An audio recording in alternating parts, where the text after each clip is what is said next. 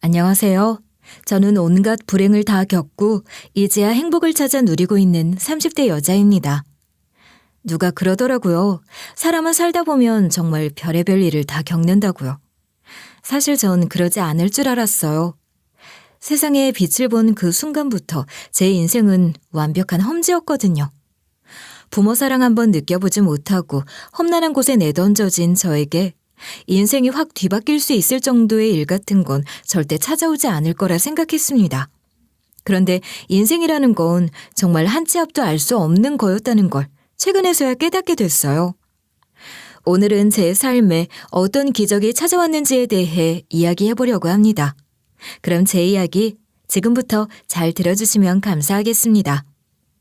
저는 고아원에서 자란 사람입니다. 여름 장마가 찾아와 비가 매섭게 쏟아지던 어느 날, 오후 늦게쯤 다른 아이들도 대부분 실내에서 놀고 있을 때 고아원 입구 근처에서 인기척이 느껴져 밖을 내다보니 작은 유모차 한 대가 덩그러니 놓여진 채 비를 맞고 있었다고 해요. 그 안에 제가 잠들어 있었고 제 옆에는 짤막한 쪽지 한 장이 놓여 있었다고 하더군요. 쪽지에는 부디 이 아이를 잘 부탁드립니다 라는 한 문장과 엄마로 추정되는 여성의 이름만이 적혀 있었다고 했습니다. 비 오는 날 버리고 갔고 쪽지에 본인의 이름을 적어두고 갔다는 거.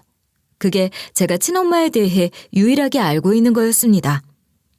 고아원에 들어왔을 당시에 저는 아직 말도 제대로 하지 못하는 상태였다고 하더라고요. 원장님, 그럼 원장님도 절 낳아주신 엄마의 얼굴은 전혀 모르시는 거예요? 궁금해요. 엄마가 절 여기다가 왜 두고 간 건지. 엄마의 연락처라도 있으면 좋을 텐데. 내가 아는 건 그때 쪽지에 적혀있던 이름밖에 없어. 전화번호도 적어놓지 않았더라고. 그런데 지은아, 버리다니. 엄만 널 버리신 게 아니야. 피치 못할 사정으로 널 이곳에 잠깐 맡겨두고 가신 거지. 사람은 저마다 가진 사연이라는 것이 있단다. 원장님도 이렇게 너희들 앞에서는 웃고 있지만 가끔은 어떤 일 때문에 속상할 때도 있어. 그런 것처럼 지은이 엄마도 지은이를 버린 게 아니라 어떤 사정 때문에 돌볼 수가 없어서 이곳에 두고 가신 걸 거야. 언젠간 널 데리러 오실 수도 있어. 그러니 그렇게 생각하지 마. 친엄마가 절 왜 이곳에 두고 간 건지에 대해서는 전혀 알 수 없었습니다. 원장님도 거기에 대해서는 알 수 없다고 하셨으니까요. 그런데 가끔씩 꿈속에서 희미한 여자의 얼굴이 스쳐 지나가곤 했어요. 어린 시절부터 시작해 어느 정도 머리가 크고 나서도 같은 꿈을 반복해서 꾸곤 했습니다. 눈을 꼭 감으면 금방이라도 선명해질 것 같다가 항상 다시 뿌옇게 사라지는 그 모습이 좀 속상하면서도 이상하게 그립다는 느낌을 받았습니다. 제가 지내던 고아원은 중소기업을 운영하는 회장님이 꾸준히 후원을 해주시는 덕에 어느 정도 안정적인 운영이 가능한 곳이었습니다. 그리고 후원만 해주시는 것이 아니라 매년 한두 차례 직접 오셔서 아이들 머리를 쓰다듬으며 선물을 나눠주시곤 했는데 저는 그럴 때마다 먼 발치에서 그분을 구경했어요. 돈도 많은데 친절하기까지 한 어른이라니. 나중에 나도 성공해서 어려운 사람들을 돕는 어른이 되고 싶다는 꿈을 품게 만들었던 게 바로 이분이었죠. 성공한 사람이 되기 위해서는 무엇보다 공부를 열심히 해야 한다. 그래야 잘 될 수 있고 무시받지 않는 사람이 될 수 있다. 그런 마음을 가지고 저는 어릴 적부터 책도 열심히 읽고 공부를 하는 데에도 충실했어요. 고아원에서 지원해주는 학비와 간간히 성적 장학금도 받으면서 우수한 성적으로 학교를 졸업하겠다는 목표도 세웠습니다. 사실 다른 아이들은 입양이 되기도 하고 혹은 친척집이나 가족들의 품으로 돌아가기도 하는데 자립을 할 때까지 이곳에 남아있는 아이들은 우선 학업에 집중을 하는 게 가장 좋다고 원장님께서 그러셨거든요. 나이는 1살, 2살 먹어가는데 입양이 되지도 않았고 데리러 오는 가족도 없었던 저는 최대한 공부를 열심히 해서 중학교 때부터 고등학교 때까지 쭉 전교 상위권을 유지했습니다. 하지만 막상 고등학교를 졸업할 때쯤 되니 앞이 캄캄해지는 것을 느꼈습니다. 성적은 좋았지만 대학을 갈 만한 상황은 현실적으로 봤을 때 아니었거든요. 물론 졸업할 때까지 전액 장학금을 지원받고 다니는 방향도 있었지만 어쨌든 저는 성인이 되자마자 고아원을 나가 자립을 해야 하는 사람이었기에 생활하는 데 나갈 부가적인 비용들을 생각하지 않을 수 없었습니다. 게다가 무엇보다 고아원 출신이란 게 의외로 제 발목을 잡기도 하더라고요. 고아니깐 교육도 제대로 못 받았을 테고 몰래 범죄를 저지르고 다니지는 않았을지 혹은 성격이 뒤틀린 건 아닐까 하는 편견을 가진 분들도 덜어 봤습니다. 그래도 전 세상의 모든 사람이 그런 건 아닐 테니 조금씩 제가 가진 긍정의 힘으로 그러한 편견들을 극복해보자고 다짐했어요. 결국 대학 진학을 포기한 채 졸업 전부터 자립할 돈을 모으기 위해 아르바이트를 전전했습니다. 그리고 고아원을 떠나기 전날 원장님이 제 손을 꼭 잡고 말씀하셨어요. 지은아, 넌 참 성실하고 야무진 아이야. 앞으로 어떤 길을 가든 포기하지 말고 끝까지 버텨보면 기회는 분명히 올 거야. 아, 그리고 혹시 언젠가 네가 엄마를 찾게 되면 내가 아는 범위에서 최대한 도와줄 수 있도록 노력해 볼 테니 언제든 부담 없이 날 찾아오렴. 감사해요, 원장님. 나중에 꼭 다시 연락드릴게요. 나중에 말고 언제든. 전화를 해도 좋고 문자를 해도 좋고 아니면 찾아와서 자고 가도 되고 어디 가서 뭘 하든지 간에 아프지 말고 건강 잘 챙기고. 그렇게 저는 고아원의 울타리를 벗어나 사회라는 넓은 곳으로 몸을 던졌습니다. 하지만 사회생활은 고아원 생활보다 100배, 아니 1000배쯤 힘들었어요. 처음엔 공장 식당에서 설거지, 배달 아르바이트, 심지어 새벽엔 편의점에서 야간 근무까지 뛰며 거의 잠도 못 잤습니다. 더 억울했던 건 월급도 제때 주지 않는 곳이 많았기에 월세가 밀리기도 했어요. 그걸 메꾸기 위해 또 다른 일을 하고 또 하고. 인생이 가장 반짝이고 찬란하다는 20대 청춘을 저는 생존을 위해 낭비했습니다. 하지만 그렇게 낭비되는 저의 청춘이 아깝다는 생각은 단 한 번도 하지 않았어요. 다른 사람은 몰라도 저는 살기 위해 이렇게 해야만 했거든요. 저희 20대의 절반은 그렇게 반지하 원룸이나 고시원을 전전하며 잠자는 시간도 아껴 돈을 모으는 식으로 흘러갔어요. 덕분에 몸은 늘 피곤하고 정신도 말짱하지 않을 때가 많았지만 이렇게 돈을 모으다 보면 언젠가 인생이 활짝 필 날이 올 거라고 스스로를 위로하곤 했습니다. 같이 일을 하는 사람들은 20대 청춘이면 일 말고 나가 놀으라고 했지만 제게 그럴 여유 같은 건 허락되지 않았습니다. 그렇게 정신없이 달리고 낭비한 저의 청춘은 한 남자를 만나면서 조금씩 변하기 시작했어요. 제 인생에 불현듯 찾아온 그 남자는 제가 일하는 식당의 단골 손님이었습니다. 처음에는 저와 또래로 보여서 그냥 말을 몇 마디 붙인 것뿐인데 어느새 식당 이모들과 그 남자와 함께 오는 직장 동료로 보이는 사람들은 저와 그 남자를 은연중에 밀어주고 있었어요. 그리고 그 남자도 저의 사소한 변화들을 바로 눈치채곤 했습니다. 지은 씨, 오늘은 앞머리가 평소보다 좀 짧아진 것 같은데 어제 앞머리 자르셨어요? 맞아요. 어떻게 하셨어요? 저희 이모들은 다 못 알아보시던데. 이렇게 눈에 잘 보이는데 어떻게 못 알아봐요? 그런데 오늘은 피부가 좀 푸석해 보이네요. 좀 피곤해 보이는 것 같기도 하고. 잠 제대로 못 잤어요? 어제 층간소음이 좀 심하더라고요. 저희 집이 방음이 잘 안 돼서 그래서 시끄러워가지고 잠을 좀 못 잤어요. 아이고, 그랬구나. 진짜 많이 힘들었겠네요. 소음 그거 진짜 스트레스인 거 저도 잘 알거든요. 자, 이거 한 잔 마셔요. 비타민 음료 한 잔 드시고 힘내요. 어쩌면 저는 그때 이미 그 남자에게 마음을 주고 있었는지도 몰라요. 누군가 저의 사소한 변화를 알아주고 잠시라도 따뜻한 말 한마디 건네주는 게 얼마나 달콤한지 그제야 깨달았다고나 할까요? 그렇게 자주 얼굴을 마주하고 대화를 나누던 저희 두 사람은 서로 잘 맞다고 생각해 연애를 시작했습니다. 그는 아르바이트가 끝나는 시간마다 절 차로 데리러 오고 종종 제게 작은 선물을 해주기도 했어요. 고아원 원장님과 선생님을 제외하고서 제게 이렇게 마음을 활짝 열고 따뜻하게 대해준 사람은 이 남자가 처음이었습니다. 그러던 어느 날 그 사람이 제게 조심스럽게 이런 이야기를 하더라고요. 지은아, 혹시 너만 괜찮다면 우리 같이 살지 않을래? 같이 살자니? 그게 무슨 말이야? 동거를 하자고? 어차피 나는 회사 다니고 있고 너도 아르바이트 하고 있으니까 서로 월세나 공과금 같은 문제는 크게 상관없을 거고 생활비도 넉넉하게 쓸 수 있을 거고 또 떨어지지 않고 하루 종일 붙어 있으면 우리 사이가 지금보다 더 가까워질 수 있을 거라고 생각해. 갑작스러운 동거 제안에 조금 당황스럽기는 했지만 사랑하는 사람과 떨어지지 않고 한 지붕 아래 같이 산다면 정말 행복할 것 같았습니다. 정서적으로 안정될 것 같았고요. 그래서 저희는 연애를 시작한 지 1년 만에 동거를 시작하게 됐어요. 한 지붕 아래 살을 맞대고 지냄으로써 사실혼 관계가 된 것이었죠. 명시적으로 결혼하자고 약속을 한 건 아니지만 함께 사는 것만으로도 마치 신혼부부가 된 것 같은 생각이 들었습니다. 처음 동거를 시작하고 한 두어 달 정도는 진짜 꿈을 꾸는 것 같았어요. 함께 장을 보고 둘이 마주보고 웃으며 식사를 하는 게 그렇게 즐거울 수가 없었습니다. 가족 없이 자란 나도 이렇게나 과분한 사랑을 받으며 살 수 있구나 싶었어요.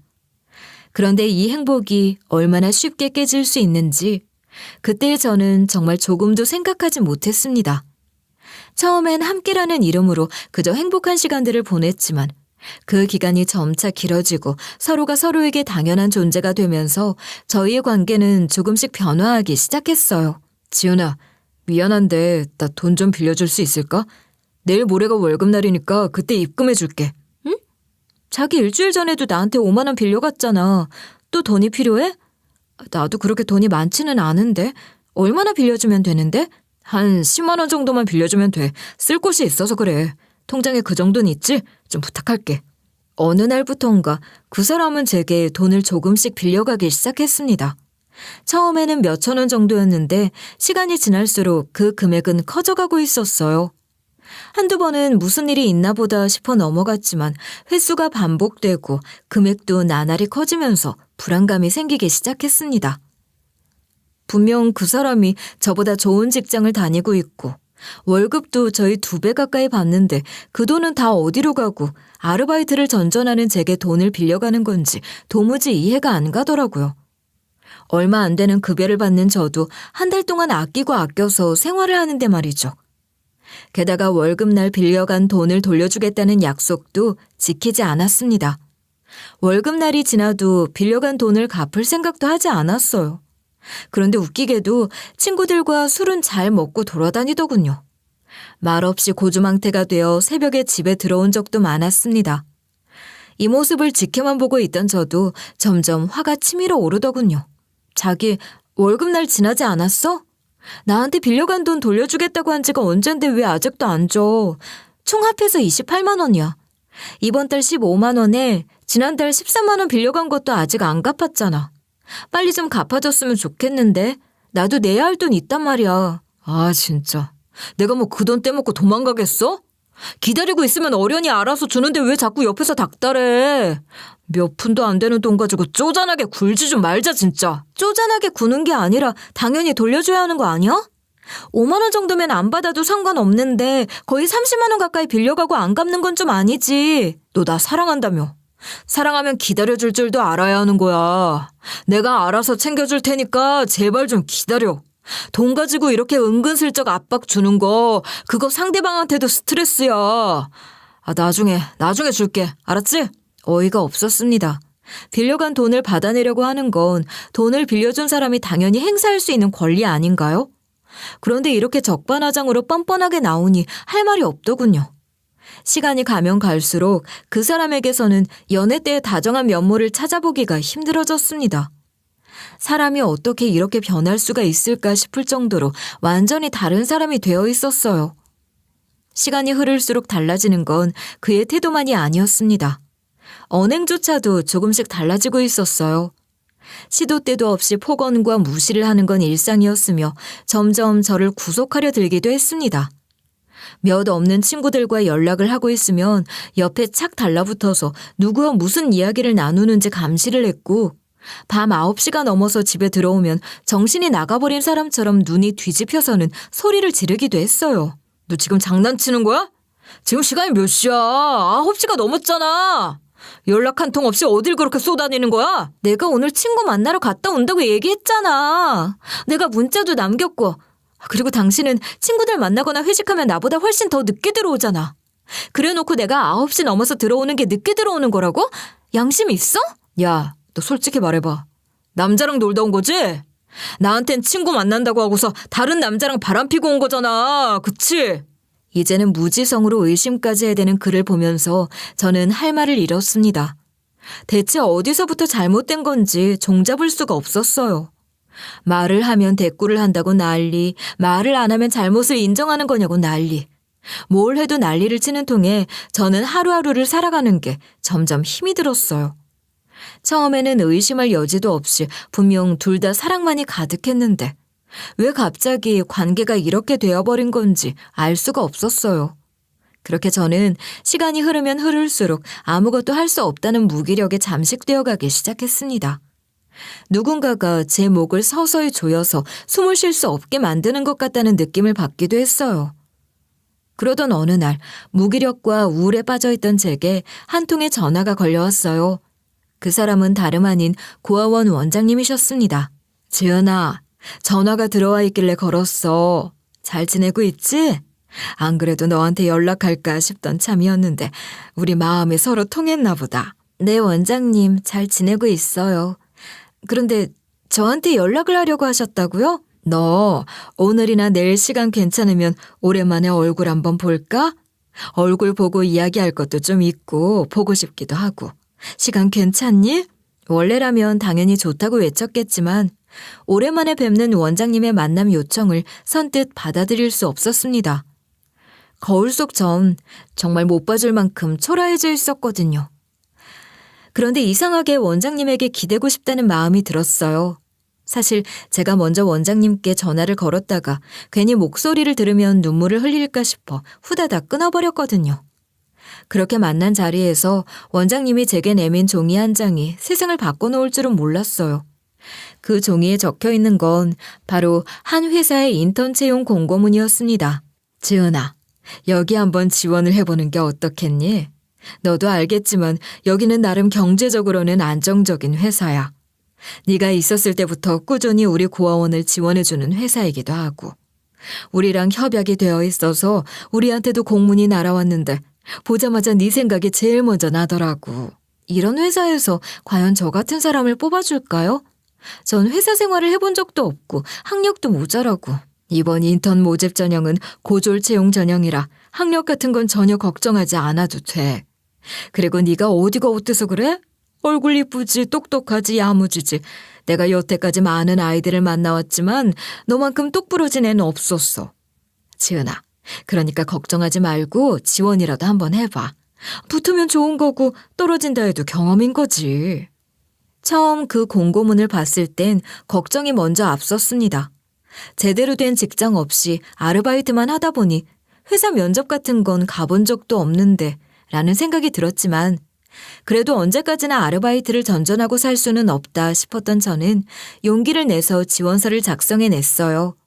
붙여주면 이력서에 경력이 한 줄 추가되는 것이고 떨어지면 이걸 양분 삼아서 다른 회사도 찾아볼 심산으로 말이죠. 지원을 할 때 자기소개서를 작성해서 제출해야 했는데 이 부분을 꽤 오랫동안 고민하던 저는 고아원에서 지냈던 시간들을 솔직하게 작성했습니다. 어릴 적 고아원에서 살았지만 절대로 주눅이 들거나 위축되는 일 따위는 없었고 항상 긍정적인 생각으로 열심히 살아가려고 노력했다는 걸 강조했어요. 그런데 제출을 하고 나니 괜히 쓴 건 아닐까 싶더군요. 고아라는 프레임으로 절 편견 어린 눈으로 보는 건 아닐까 걱정이 되기도 했고요. 그런데 예상과는 달리 서류가 빠르게 통과되고 최종 면접까지 합격하게 됐습니다. 정식 사원이 된 건 아니고 인턴이라는 신분이었지만 이곳에서 열심히 배우고 성실히 일하면 계약직을 거쳐 정직원 전환 가능성도 있다고 했어요. 태어나 처음으로 시작하는 사회생활에 가슴이 벅차올라 원장님께 전화를 드렸고 원장님께서도 진심으로 기뻐하시며 취업을 축하해 주셨습니다. 정말 오랜만에 느껴보는 성취감에 벅차오르는 감정이 쉽게 가라앉지가 않더군요. 그리고 같이 살고 있던 그 사람에게도 취업 소식을 알렸습니다. 솔직하게 말하면 조금 불안했어요. 또 취업을 빌미로 딴지를 걸지는 않을까 걱정이 되기도 했거든요. 그런데 제가 조심스럽게 이야기를 꺼냈을 때 그의 반응은 예상과 달랐어요. 그래, 잘 됐네. 언제까지 아르바이트만 하고 살 순 없잖아. 이전부터 회사 다니고 싶다고 그렇게 이야기를 하더니 축하해. 생각보다 덤덤한 반응이 절 더욱 불안하게 만들었습니다. 여러분, 폭풍 전야라는 말을 아시죠? 폭풍이 오기 전 고요한 상태. 그게 바로 저희 두 사람의 상황인 것 같았습니다. 그렇게 전 묘한 불안감 속에서 꿈에 그리던 회사 생활을 시작하게 됐어요. 인턴 근무를 시작하기 전 간단한 오리엔테이션에 참석해야 했습니다. 보통 이런 건 긴장 반, 설렘 반으로 가는 거잖아요. 그런데 오리엔테이션에 가기 전날부터 그는 제 신경을 슬슬 긁어대기 시작했습니다. 그런데 솔직히 인턴이면 정직원으로 전환될 확률도 낮고, 그런데 굳이 입사를 해야 하나? 나중에 6개월 끝나고 나가라고 하면 그거 이력서에 경력으로도 못 써놓잖아. 시간 낭비 아닐까? 그게 왜 시간 낭비야? 열심히 해서 계약직부터 시작해서 정규직까지 될 수도 있는 거지. 너무 부정적으로만 생각하지 마라. 자기는 세상 물정을 몰라도 너무 몰라. 처음엔 다들 그렇게 말하지. 근데 나중에 계약기간 끝날 때쯤에는 그게 아니라니까? 이것도 따지고 저것도 따지고 재는 것들이 얼마나 많은 줄 알아? 그러지 말고 그냥 못 나가겠다고 해. 돈은 내가 벌어올 테니까. 절로 코웃음이 찾았습니다. 취업을 축하한다고 말할 땐 언제고 이제 와서 저런 이야기를 하는 것 자체가 어이가 없었죠. 의도가 뻔히 보이기도 했고요. 그래도 전 그의 말을 듣지 않고 꿋꿋이 OT에 참석했고 정식 출근을 착실하게 준비했습니다. 가방에 필기구도 챙기고 태어나서 처음으로 정장을 사서 입어보기도 했어요. 처음 회사 생활을 하는 것이니 무엇보다 첫인상을 잘 만들어야 한다고 생각했거든요. 그렇게 처음 시작한 인턴 생활은 정말이지 새로움의 연속이었습니다. 인턴은 처음이라며 절 따뜻하게 환영해 주시던 팀원들부터 시작해서 업무에 대한 전반적인 부분들을 웃으며 차근차근 가르쳐 주시던 사수분까지. 아르바이트를 했을 때와는 비슷한 듯 완전히 다른 분위기였습니다. 저는 천천히 조직 생활이라는 것에 적응을 해나가고 있었어요. 하지만 제가 회사 생활에 적응을 해나갈수록 같이 살고 있는 그와의 관계는 점점 멀어지는 것 같았습니다. 하루는 퇴근 후 집에 돌아왔더니 집안이 완전 엉망진창인 거예요. 옷장은 활짝 열려있고 회의에 필요한 서류들은 바닥에 흩어져 있어서 도둑이라도 든 건가 싶은 생각에 깜짝 놀랐었는데 알고 보니 그가 한 짓이었습니다. 그 사람은 아주 태연하게 침대에 누워 폰만 보고 있더라고요. 이거 자기가 이렇게 해놓은 거야? 대체 옷장은 왜 뒤진 거며 내 서류들은 왜 바닥에 이렇게 엉망진창으로 만들어 놓은 건데 이건 내일 모레 회의할 때 써야 하는 서류들이란 말이야. 그렇게 중요한 거였으면 보관이나 좀 잘해놓지 그랬어. 그리고 뭐 별 이유 없어. 그냥 네가 나한테 뭐 숨기는 거 있나 없나 궁금했을 뿐이야. 정말 이건 아니다 싶었습니다. 이대로 그의 행동들을 하나하나 다 받아줬다가는 제가 미쳐버릴 것만 같았죠. 하지만 차마 헤어지자는 말은 나오지 않았습니다. 부모 없이 고아원에서 자란 탓이었는지는 몰라도 그와 헤어지고 혼자가 되는 게 내심 두려웠거든요. 그는 그걸 아주 잘 알고 있는 사람이었기에 이렇게 행동을 하다가도 이따금씩 다른 사람처럼 다정해지곤 했습니다. 웃기게도 저는 항상 그 뻔한 다정에 넘어가 버렸고 한없이 흔들렸으며 그를 놓지 못했어요. 저는 아직도 이 순간들을 두고두고 후회하고 있습니다. 이로부터 며칠 후 제 인생에서 정말 두 번 다시 없을 정도로 수치스러운 일이 터지고 말았거든요. 사건이 터진 그날은 모처럼 동료들과 함께 밖으로 점심을 먹으러 가던 날이었습니다. 일상적인 이야기를 나누면서 막 수다를 떨고 걸어가고 있는데 뒤에서 갑자기 누군가 야! 하는 큰 소리가 들리더니 엄청 빠르게 달려와 제 손목을 확 낚아채는 거예요.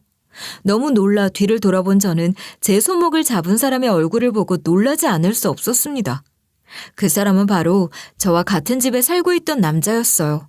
내가 너 이럴 줄 알았어. 어쩐지 요즘 꾸미고 다닌다 했더니 옆에 있던 이놈한테 잘 보이려고 그랬던 거였구나. 이상하다 싶었는데 이런 식으로 내 뒤통수를 쳐? 넌 오늘 나랑 끝장을 봐야겠다. 따라와. 지금 무슨 소리 하는 거야 대체? 당신 지금 회사에 있을 시간 아니야? 대체 왜 여기 있는 건데? 네가 혹시나 허튼 짓거리를 하고 다닐까 봐 내가 너 몰래 사람을 좀 붙여놨지. 근데 거기서 연락을 해주더라고. 네가 지금 남자랑 있다고. 그래서 차 돌려서 너 잡으러 왔다. 됐고 따라와. 네 직장 동료들한테 더 망신당하고 싶지 않으면. 저는 너무 당황해서 아무 말도 못했고 동료들은 도대체 이게 무슨 일인가 싶은 표정으로 절 바라보고만 있었어요. 겨우 붙잡고 있던 마음이 바닥으로 와르르 무너져 내리는 기분이었습니다. 애써 숨겨왔던 치부들을, 그것도 많은 동료들 앞에서 전부 까발려진 그 느낌은 정말이지 극단적으로 말하면 정말 차도로 뛰어들어 버리고 싶을 만큼 절망적이고 창피했어요. 회사 사람들도 어쩔 줄 몰라 우왕좌왕했고요. 동료들에게 이런 모습을 보인 만큼 앞으로 직장 생활도 순탄치는 않을 거라는 생각에 눈앞이 하얗게 변했습니다. 광경을 멍하니 지켜보던 동료들은 겨우 정신을 차리고 우왕좌왕하며 그를 말리려고 했지만 그는 조금도 아랑곳하지 않은 채 저를 어디론가 질질 끌고 갔어요. 그때 어디선가 큰 목소리가 들렸어요. 멀지 않은 곳에서 들려온 호통소리에 깜짝 놀라서 쳐다보니 그곳에 서 있던 사람은 다름 아닌 회장님이었습니다. 처음엔 잘못 본 줄 알았어요. 회사의 가장 높은 분이 이런 현장을 보고 소리를 지르시다니. 동료들도 저와 같은 생각이었는지 두 손을 모은 채 저희에게로 다가오시는 회장님을 바라만 보고 있었습니다. 이게 대체 무슨 소란입니까? 벌건 대낮에 직장인들이 많이 오가는 회사 앞에서 창피하지도 않아요? 할머니, 당신은 뭔데 남의 일에 끼어들어. 우리 두 사람 사이 일이니까 알지도 못하면 그냥 조용히 가던 길이나 가시지?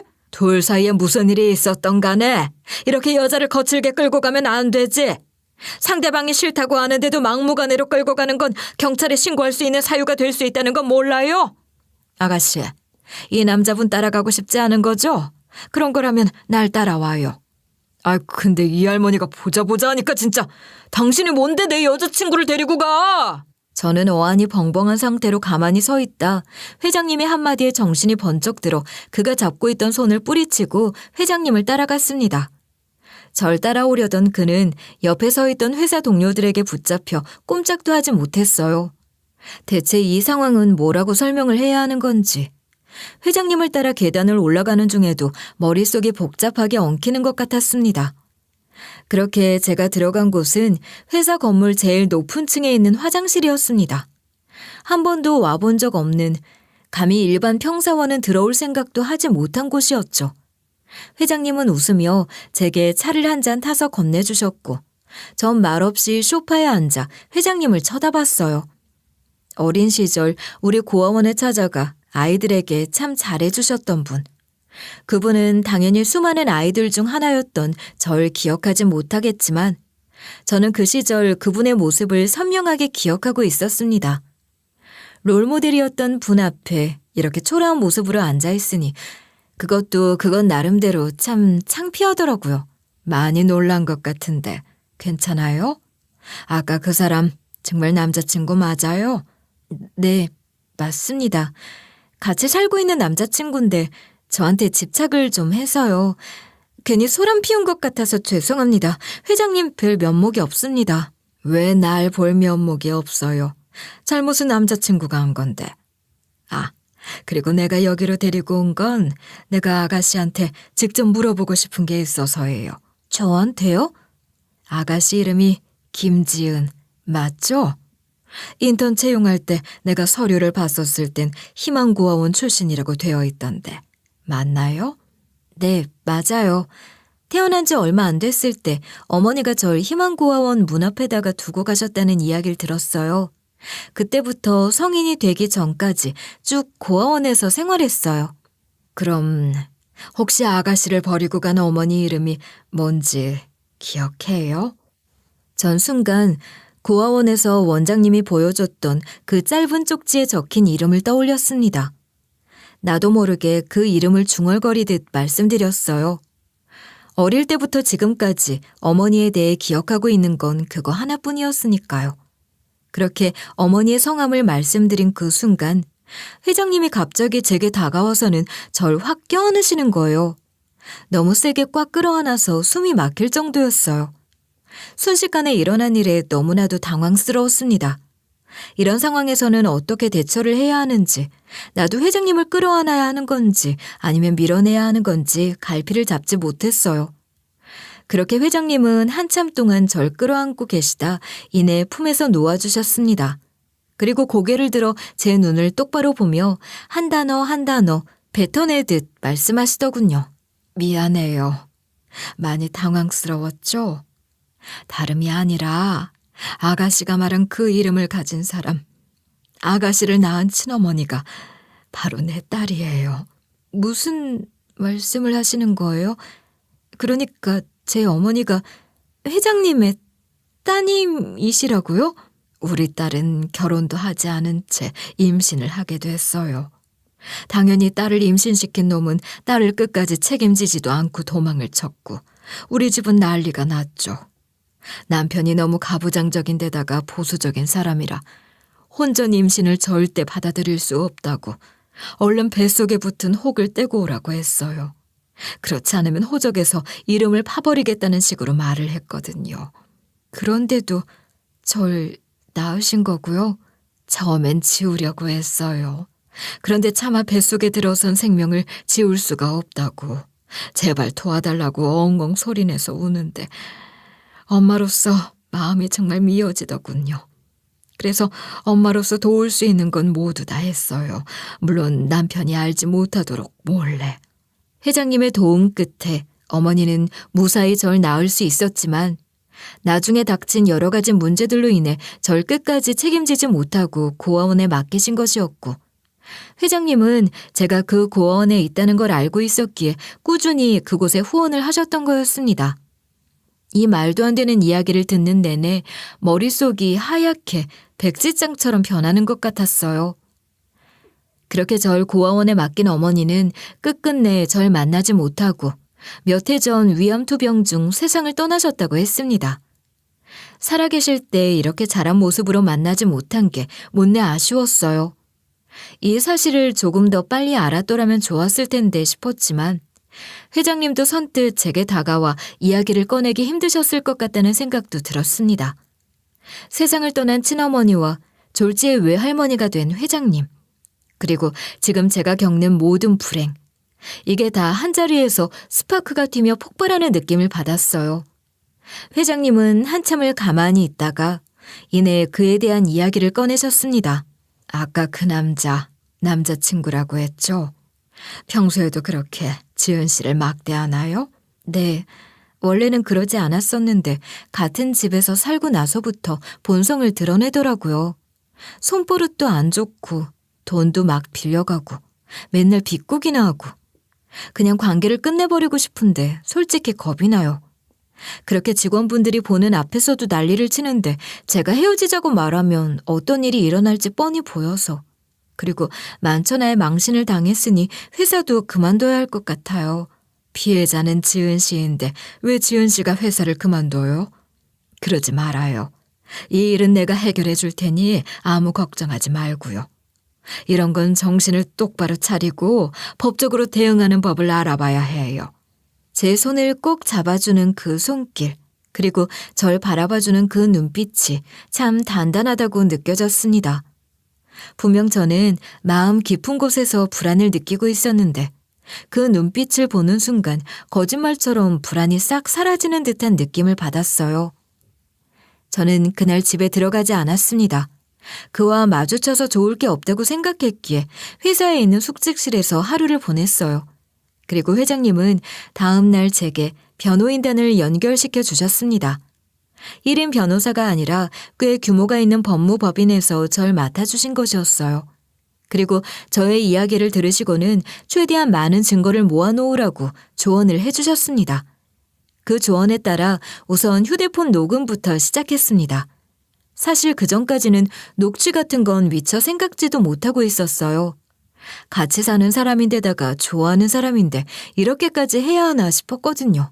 그런데 막상 해보니 그가 저를 향해 거친 말을 하거나 돈 문제로 인해 갈등을 빚는 순간마다 음성으로 남겨지니 묘하게 보호받는 느낌이 들더라고요.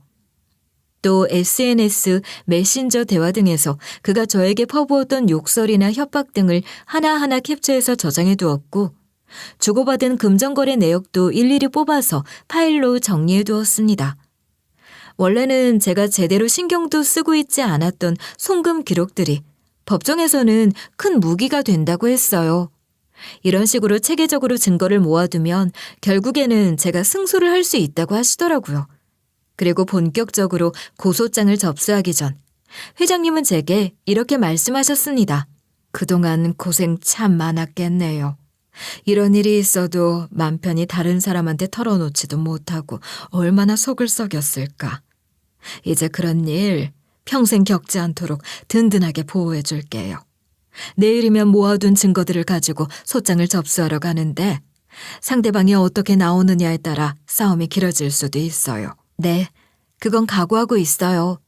조금 겁이 나기도 하지만 그래도 절 이렇게 지켜주시는 분들이 있으니까 든든해요. 그럼요. 모든 사람이 지은 씨 편이니 걱정하지 말고 편하게.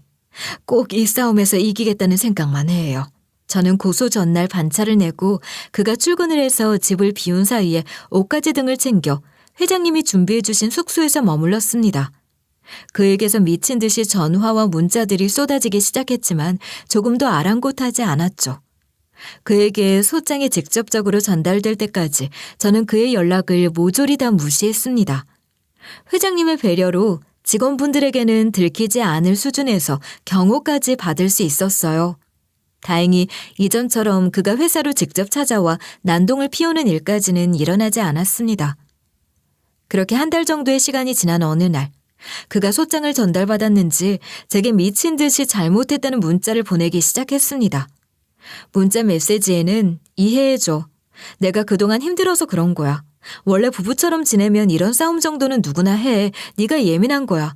하지만 네가 불쾌했다면 사과할게. 미안해. 와 같은 내용들이 구구절절 적혀 있었어요. 하지만 저는 이미 변호인단을 꾸린 뒤였고 증거들도 충분히 확보를 해놓은 상태라 그 말에 조금도 흔들리지 않았습니다. 이제 와서 생각해보면 그는 본인의 잘못을 인정하지만 어차피 이런 일로 고소를 해봐야 큰 처벌은 없을 거다 생각했을지도 모르겠습니다. 이렇게 빌면 제가 마음이 약해져서 고소를 취하하기라도 할 것 같았겠죠. 하지만 전 고소를 취하하지 않았고 시간이 지나 저희 두 사람은 법정에서 마주하게 되었습니다. 법정에서는 제가 증거로 제출한 모든 것들이 범죄 행위로 인정된다고 판결을 내렸어요. 그가 여태까지 제게 서슴없이 내뱉었던 폭언들, 습관적으로 돈을 빌리고 갚지 않은 행동들, 그리고 신체적 피해와 정신적 피해 기록까지 모두 인정되었죠. 혹시나 싶어 정신과 진료와 처방 기록까지 제출하니 그것도 인정이 되더라고요. 그는 눈물을 흘리며 법정에서 억울하다고 호소했어요. 싸우는 과정에서 감정이 격해진 것 뿐입니다. 솔직히 부부들도 감정이 막 격해지면 막말도 하고 그러잖아요. 판사님은 안 그러십니까? 변호사님도 그러실 거 아니에요. 그리고 제가 돈을 빌리긴 했지만 나중에 여유가 되면 2배로 갚으려고 했습니다. 부부 생활 비슷하게 하면 이 정도 갈등은 생길 수 있는 거잖아요. 억울합니다. 그의 눈물겨운 궤변은 재판부가 듣기에도 참 한심했던 모양입니다. 재판장을 소란스럽게 하지 말고 억울하면 항소를 하라는 답변을 듣고서야 그는 입을 꾹 다물었습니다. 제가 마지막으로 더 강력한 카드를 쓴 건 그가 다니는 회사 홈페이지의 익명 게시판이었어요. 그가 계속해서 자기는 잘못이 없고 본인은 무죄다 주장하면서 반성 없는 태도를 보이니 회사 측에서도 이 사람의 실체를 알아야 할 권리가 있지 않을까 하고 생각했습니다. 그래서 그가 제게 했던 행동들을 구체적으로 풀어서 글을 올렸더니 얼마 지나지 않아 회사의 이미지를 극단적으로 실추시켰다는 명목하에 그가 해고를 당했다는 이야기를 들을 수 있었어요. 해고를 당한 충격 때문인지 마지막 재판날 그의 몰골은 정말이지 말이 아니었습니다. 완전히 폐인 같은 모습을 하고 있었어요. 항소는 물론이고 변론조차 제대로 하지 못한 채 멍한 표정으로 허공만 바라보고 있을 뿐이었죠. 그렇게 최종 판결이 나왔을 때 징역형 집행유예와 함께 접근 금지 명령, 그리고 그동안 제가 빌려줬지만 돌려받지 못한 돈 전부를 갚으라는 판결이 내려졌습니다. 재판이 끝난 후 법정을 나오던 길, 그는 제게 달려와 눈물을 펑펑 흘리며 이렇게 말했어요. 정말 미안해, 지은아. 내가 정말 그러려고 그런 게 아니었는데 네가 이렇게까지 힘들 줄은 정말 몰랐어. 내 잘못들 하나같이 전부 다 뼈저리게 반성하고 있어. 너한테 빌려간 돈도 다 갚을 거고.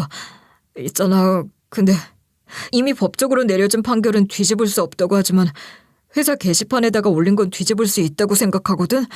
나 진짜 그 회사 계속 다니고 싶단 말이야. 승진도 앞두고 있었는데. 그래서? 그게 나랑 지금 무슨 상관인데? 우리가 그동안 같이 해왔던 정을 생각해서라도 회사 게시판에다가 잘못된 사실이라고 말해주면 안 될까? 그럼 회사에서 보고 날 다시 받아줄지도 모르잖아.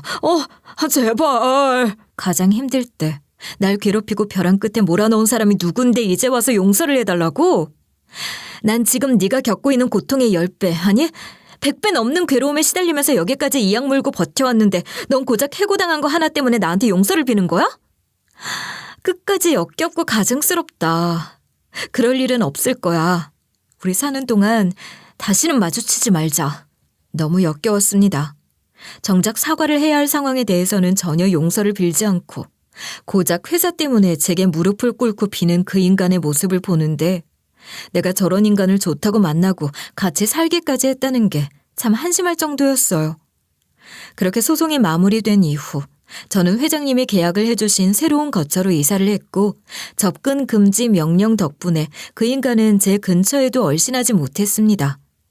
그동안 받은 정신적 상처는 쉽게 치유되지 않았지만 적어도 더 이상 이 사람에게 휘둘릴 필요가 없다는 안도감이 엄청나더라고요.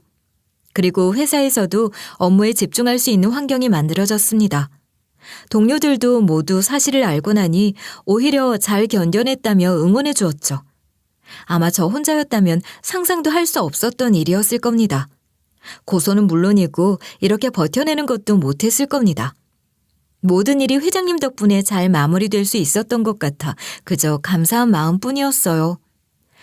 회장님은 그 일이 끝난 후로도 제게 수시로 연락을 주셔서 제 상태를 살펴봐 주셨습니다. 제가 살고 있는 집으로 종종 찾아오기도 하셨고 말이죠. 소송 끝나고 나니 마음이 좀 편안하죠? 네, 너무 마음이 편해요. 진작 이렇게 결정을 내렸다면 참 좋았을 텐데 하는 생각도 들고요. 너무 감사해요. 회장님 덕분에 모든 일이 잘 마무리될 수 있었던 것 같아요. 나는 해야 할 일을 했을 뿐이에요. 세상 어느 가족이 내 손녀가 힘들어하는 모습을 지켜만 보고 있을 수 있겠어요. 떨어져 있던 시간 동안 내가 해준 것이 아무것도 없으니 이제라도 제대로 된 가족 노릇을 해야겠다 생각했어요. 잘 해결이 되어서 참 다행이에요. 그렇게 회장님의 보이지 않는 격려 아래에서 전 계속 회사에 다니면서 일에 매진했어요. 그리고 인턴 기간이 마무리될 무렵 회사 측에서 계약직 사원으로 정식 채용하겠다는 통보를 받았어요. 너무 감격스러웠습니다. 혹시라도 계약이 안 되면 어떡하지 속으로 걱정을 하고 있었거든요. 혹시 제가 계약직으로 채용된 것에 있어 회장님의 입김이 살짝 들어간 건 아닌가 싶었지만 다행히 그런 건 아니었습니다. 저와 회장님이 가족이라는 걸 아는 사람도 없었거니와 순수 제 능력으로 채용을 결정했다는 내용을 전달받기도 했거든요. 회사 생활에 완벽히 적응을 하고 계약직으로도 일을 할 수 있게 되자 회장님도 굉장히 흡족해 하시는 듯 했어요. 직접적으로 이 사람이 내 손녀다 라고 티를 내지는 않으셨지만 가끔 부서 행사에서 만나면 눈인사를 주고받곤 했죠. 전 여전히 그분에게 회장님이라는 존칭을 쓰며 예의를 갖췄지만 점점 마음의 벽이 허물어지는 느낌이 들었습니다. 그러던 어느 날 회장님이 조용히 절 부르셨어요. 요즘 일은 어때요? 힘든 건 없어요? 네, 조금씩 잘 적응해 나가고 있어요. 다 팀장님과 동료들 덕분이에요. 그래요? 다행이네요. 저 혹시 시간 괜찮으면 우리 딸이 있는 납골당에 같이 가보지 않을래요? 내일이 기일인데 같이 가면 좋을 것 같아서. 제안을 듣는 순간 저는 가슴이 두근거렸어요. 거절할 이유가 없었습니다. 한 번은 기회가 된다면 어머니가 계시는 곳에 찾아가 보고 싶었거든요. 마침 기일이라고 하니 저는 회장님과 함께 동행하겠다는 결정을 내렸습니다. 마침 출근을 하지 않는 주말이기도 했고요. 다음 날 아침 저는 회장님 차를 타고 납골당을 찾았어요. 깔끔하게 정돈된 봉안당에 낯선 친어머니의 사진이 붙어 있었습니다. 저는 막막한 기분으로 그 앞에 섰어요. 얼굴조차 기억을 못하는 분인데 이렇게 사진으로라도 보게 되다니 그 생각을 하니 살짝 눈물이 나더라고요. 이 아이 기억나니? 그때 네가 울면서 고아원에 맡겼던 아이야. 그 아이가 벌써 이렇게 예쁘게 자랐다. 살아있었을 때 만났더라면 참 좋았을 텐데. 엄마, 저 왔어요. 늦었지만 그래도 이렇게라도 만나게 됐네요. 많이 보고 싶었어요. 어머니가 살아계셨을 때 한 번이라도 만났다면 어땠을까 하는 아쉬움이 북받쳤지만 그래도 이 순간만큼은 눈물을 흘리지 않기로 했어요. 처음 조우를 하는 건데 눈물부터 보이면 하늘에 계신 어머니도 마음이 편치 않으실 것 같았거든요. 어머니의 납골당에 찾아간 뒤로 전 결심했어요. 스스로 조금 더 성숙해지고 외로운 아이들에게도 도움을 줘야겠다고요. 그런 마음에 다시 고아원을 찾기 시작했어요. 예전에 잠시나마 봉사활동이나 후원을 하던 기억이 떠올랐고 이젠 조금 더 여유가 생겼으니 정기적으로 봉사를 시작해야겠다 싶었거든요. 원장님도 반가워하시며 절 환하게 맞아주셨답니다. 가끔 직장 동료들이 제게 이렇게 말을 할 때가 있어요. 그렇게 힘든 시간을 보내고 어떻게 다시 웃으며 살아가느냐고 말이죠. 그럴 때마다 저는 제 자신도 끊임없이 행복해지려고 노력을 하고 있고 저를 도와주는 사람들이 옆에 있기 때문에 잘 견뎌낼 수 있었다고 대답하고 있어요. 그게 진짜 제가 버틸 수 있었던 이유였으니까요. 그리고 저는 시간이 날 때마다 종종 어머니의 납골당을 찾아가고 있어요. 혼자 갈 때도 있고 회장님과 함께 갈 때도 있고 처음에는 조금 어색하기도 하고 낯설었지만 이제는 어머니의 사진을 보는 게 익숙해졌습니다. 엄마, 나 열심히 살고 있어요. 이젠 혼자가 아니에요. 절 옆에서 도와주시는 분들도 많이 계시고 무엇보다 제가 예전이랑은 다르게 많이 단단해졌어요. 앞으로도 더 강한 사람이 될 테니까 하늘에서 꼭 지켜봐 주세요.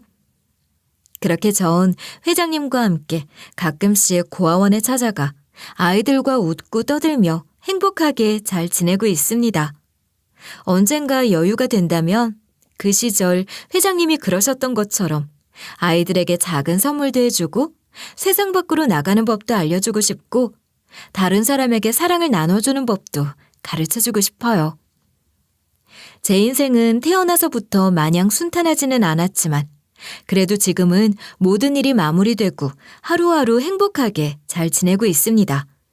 지금 이 순간 숨을 제대로 쉴 수 없을 정도로 괴롭고 힘든 시간을 보내고 계신다면 이것만 기억하시면서 잘 견뎌내실 수 있었으면 합니다. 생각보다 날 사랑해주는 사람은 주변에 정말 많고 나는 고난과 역경을 이겨낼 수 있는 힘이 있는 사람이라는 것. 행복은 멀리 있지 않으니 멀리서 행복을 찾기보다는 가까이서 행복을 찾는 것도 좋다는 것. 제 사연을 들어주신 분들의 하루가 부디 행복으로만 가득하실 수 있기를 바라며 이야기를 마무리해 보도록 하겠습니다. 끝까지 들어주셔서 감사합니다.